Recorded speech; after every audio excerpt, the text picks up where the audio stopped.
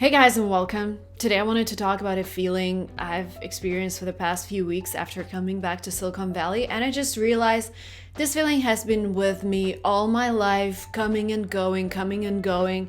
And this time I just thought I needed to sit down with myself and analyze what's going on because it couldn't continue this way. The feeling that I experienced, I call it Silicon Valley anxiety, but it actually goes a lot deeper. And I think that regardless of where you are in the world, some of you might have experienced it.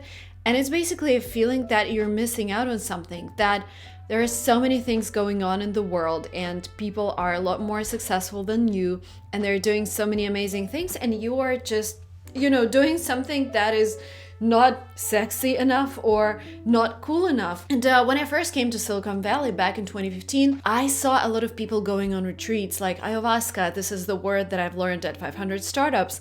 And I learned about Vipassana. And I thought, you live in California. And for me, this striking difference from being in Russia and coming to California, seeing all the sunshine, seeing all the opportunities. And I was like, why are so many people unhappy here? And why is this happening? So I started talking to a lot of entrepreneurs, and there was this guy who built this amazing, cool company. And he said, I just feel that that company was the best I could have ever achieved, and I feel so depressed these days because I can't come up with a new idea. And when I came back to Silicon Valley this year, I realized, Clubhouse started hyping like crazy all over the world, and there are so many things that happen around me. And I see my friends on the front page of TechCrunch, and I talk to investors who talk about this amazing new startup. And I just realized I can't say anything about myself because, I've been working on Linguatrip for a very long time. It hasn't IPO'd yet. Nothing super extraordinary has happened since we got accepted to 500. Yes, we're growing. Yes, I passionately love what we're doing, helping people learn languages. And I'm doing this YouTube thing and I'm happy with my life. But suddenly you start feeling that it is not enough and people are doing a lot more and their success is a lot more valuable for society because they've created, this app Clubhouse that is used by millions and my product is used by, hundreds of thousands, but still, there is someone else starting this and that company and you start feeling like, maybe I should try and jump on this hype, or maybe I should try and explore this. And you end up being all over the place without any focus. And when I listen to smart people, Bill Gates told me, in one of his interviews, Bill Gates told that staying focused is one of the most important things. And once you start being distracted by everything, you just lose this focus. And I started digging deeper, why am I distracted? Do I feel that I'm not doing enough?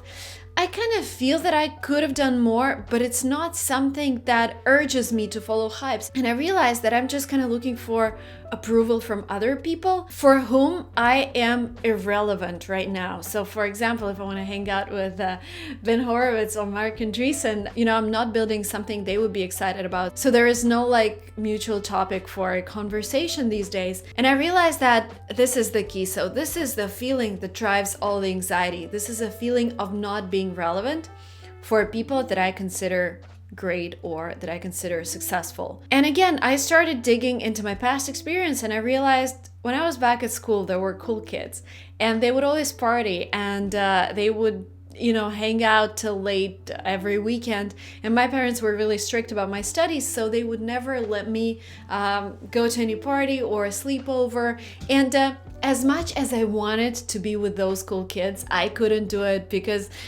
they were just living a different life that I couldn't live.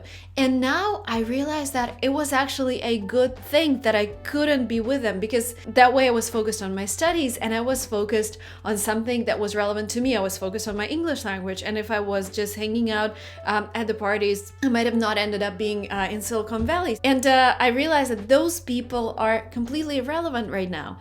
And then I'm looking at my university times, and again, there were people who would be partying, there would be people who would be driving cool cars. And I again felt that I'm kind of missing out on something because they would always come to university in the morning talking about this party last night when they met this and that guy and made some connections and networking. And I would be like, oh my God, I'm missing out on this. And again, I couldn't just join them every time because first of all, I wasn't a part of that company. And second, I can't go without sleeping. So I couldn't join them. And again, what happens now is that there are some people from the company that became relevant because I was focusing on something that I love.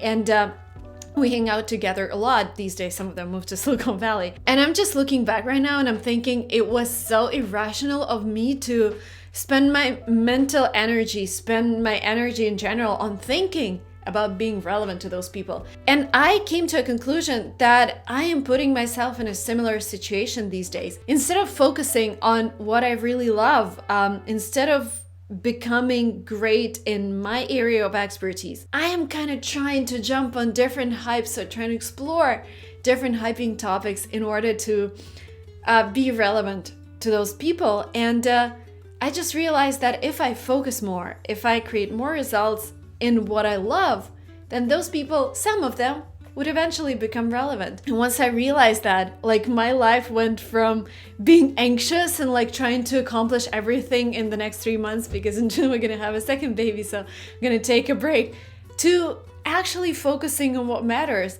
And I don't know how long it's gonna last. Like, I know myself, maybe in 2 months I'll be like, oh my god, there is another trend, etc. I don't know if you can relate, guys, but this happens to me all the time. But I'm just so glad that I came to this conclusion recently, and my life became a lot easier. And you know, just talking to yourself, it is so powerful. I didn't sleep that night when I was going through this mental process, and I was completely exhausted the next day, but I woke up a different person, and this really helped. The key 3 points that I would like you to learn from this video, that I would like myself to remember from this video whenever I have this anxiety next time: don't do things out of fear. So this fear of being irrelevant was driving me to, you know, just look around and maybe start this thing or start this thing instead of focusing. Do new things only if they align with your goal and if you're passionate about them. Again, sometimes we're like, oh, space exploration is taking off. Maybe I should jump on that trend because there is so much happening there. And you start exploring the space trend and you realize you don't understand anything because you're a language person. I'm talking about myself. Or you're like you're a YouTuber, or you've been building companies in a completely different market and you're not really interested in space exploration. So everything that you do should be aligned with your goals and with your passion. And the third thing, don't follow trends blindly. This is something that leads nowhere. And I like staying up to date with trends, and I look at other companies. But what we decided together with my husband, and we're in a company together, is that he has the same problem, by the way. And we decided that whenever we see a trend that we want to explore, we try to incorporate it within Linguatrip. So for example, I really like this Morning Brew email subscription, and we decided that we're going to work on something within Linguatrip, like create an email subscription for people who are learning languages, and we would explain what Elon Musk meant in his last tweet, or what's happening in the world, or some other things that could be relevant. Well, for example, I'm really passionate about this community thing, like creating a community, a close community for a group of people where they can network. Again, it's not about creating a new company, it's about incorporating this idea into the existing company. And that also really helped me with fighting this anxiety and staying more focused. And I definitely became a lot happier after I just thought about all of this. And I definitely became more focused, and my everyday life became more structured and more well-planned. That was it for me, guys, for today. I hope you liked watching this video, and I hope it was useful. I hope it brings some value to you, and I hope it brings some value to your life. Thank you so much for watching this up to the very end. If you're not yet subscribed, hit subscribe button, and I'll see you very soon in my next videos. Bye bye.